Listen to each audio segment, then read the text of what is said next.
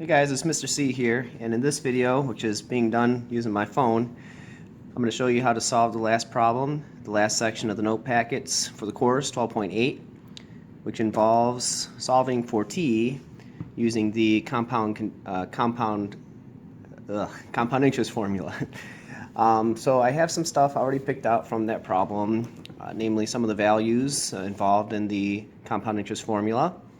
One that I want to point out in particular is this 1800.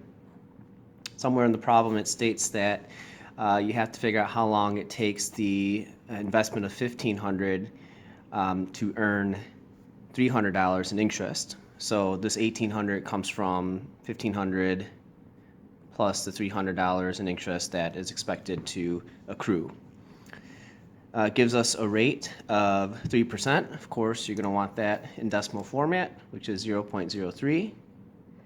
And it also states that the interest is compounded quarterly, so that means the interest is going to be calculated 4 times throughout each of the years that this money is going to sit in the account. So therefore, n is equal to 4.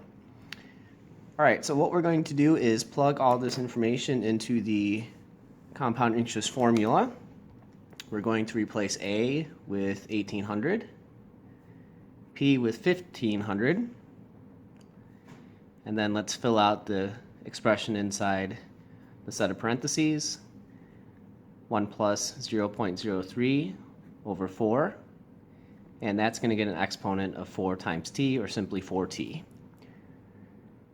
What we should do next is divide each side by 1500. This is going to help set up the logarithms in just a moment. I'd like to go ahead and simplify 1800 over 1500 if you don't mind. That works out to be 6 over 5. And on the right hand side, 0.03 over 4 winds up being 0.0075. So basically just going to kind of knock 2 stones out with 1 bird here and write this inside of the set of parentheses as a single number, and that would work out to be 1.0075, and that value is getting raised to the power of 4t. So what I'd like to do is think of a way of getting the 4t back down on the ground, and one way that we could do that is to apply a log to each side.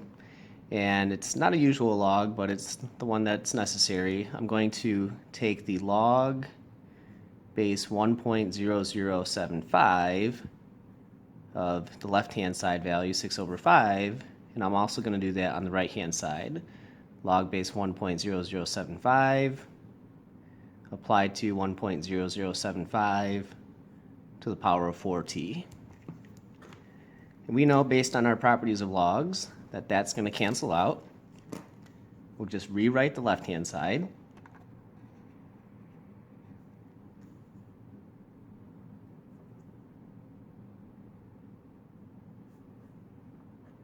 And on the right-hand side, we'll just be left with 4t. Now what we'll do is divide each side by 4 to isolate t. And I'm going to write it as t equals log base 1.0075 of 6 over 5.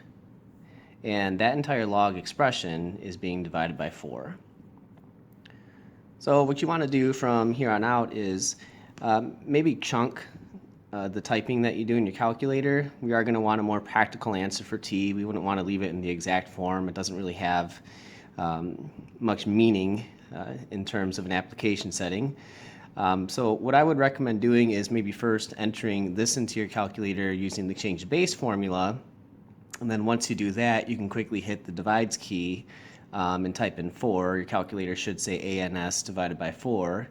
And once all that's said and done, t should come out to be about 6.10 years.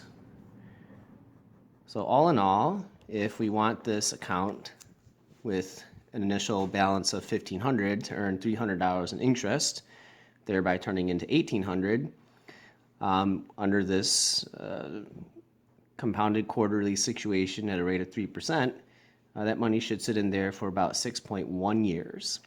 And of course, if you have any questions about this video or anything else from the course, feel free to reach out to me. Otherwise, I appreciate you watching.